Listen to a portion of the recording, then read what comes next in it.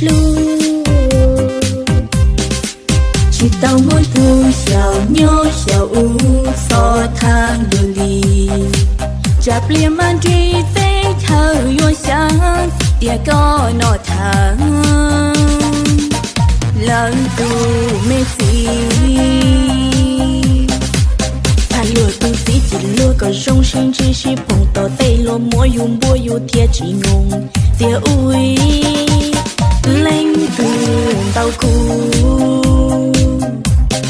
rong rong rong áp rong rong rong xào ua nên rong ua nên xì tia thơ muôn trên chia lời tê mê luôn chả chê lùa cu chê có bọt ra.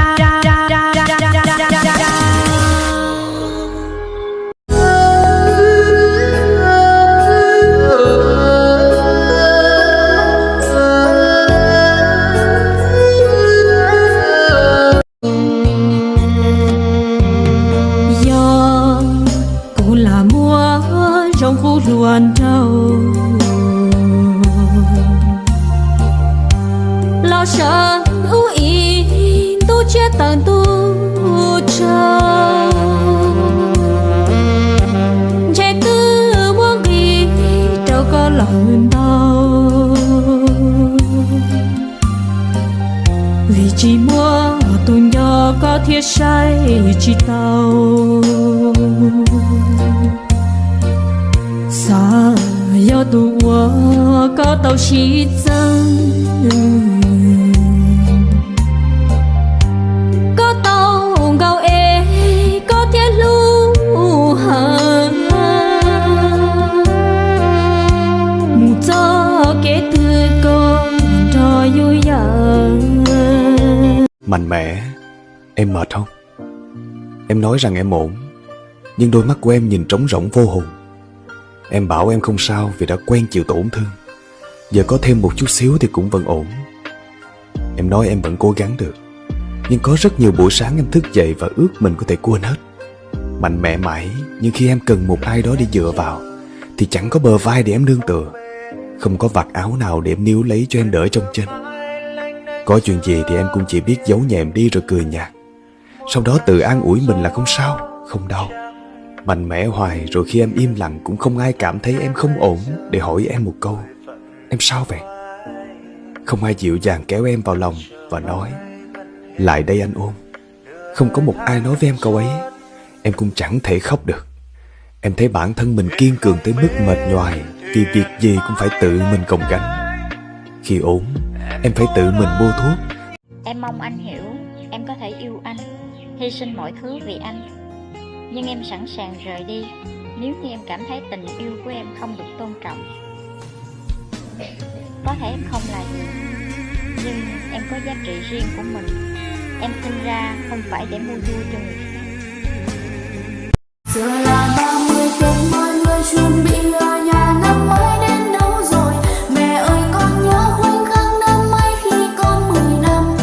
Mẹ đã nói với con rằng một ngày con sẽ gặp người, con theo họ về mãi thôi. Giờ là 30 Tết, một mình vui vui vẫn làm dấu nơi xứ người.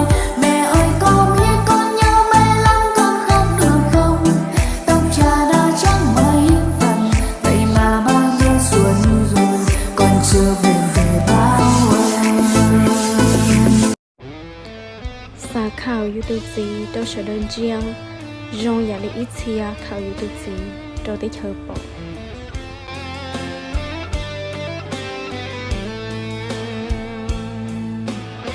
Mai này á, chắc gì đã có cái gọi là mai này. Anh chỉ cần nhớ, từ khoảnh khắc này trở đi, với tôi, Trinh chết rồi. Lòng em vỡ tan sau lưng anh đây, người xanh nhớ thương cả đời vẫn vương, cô ta đâu thấy. Chạy về bên em vẫn ở đây.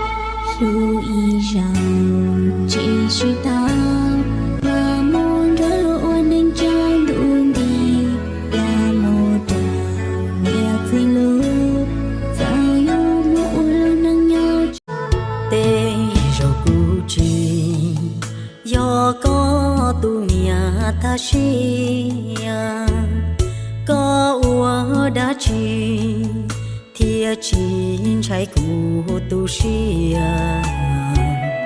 ya ua mò cú kỳ có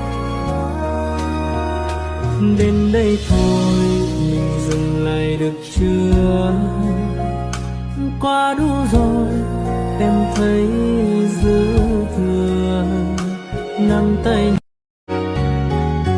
Ngu nó chia lùa mà lũ có ý đồ sẽ bỏ thông cụ lũ có nó mò có nỉ giàu xe ra gì cho rau nó có những chuyện lòng đi để cái này ô cho cụ tôi chết ta rồi nó cụ ấy chết một đời coi lúc ở lúc có ơi luôn nên chỉ dùng là chỉ cho nó sức khó mà giờ biết tên anh tên cha tên cứ tên đi tên anh nấu tên nhà tên gì mua cho các sức khó lò ở lúc chỉ chính bùa kê chỉ chỉ lo ok chị ở lúc chị làm nó chị chỉ muốn khó để cho xia cũng cho anh chỉ có một cô cũng một cô sẽ có lúc nào lo mua cả cho tí từ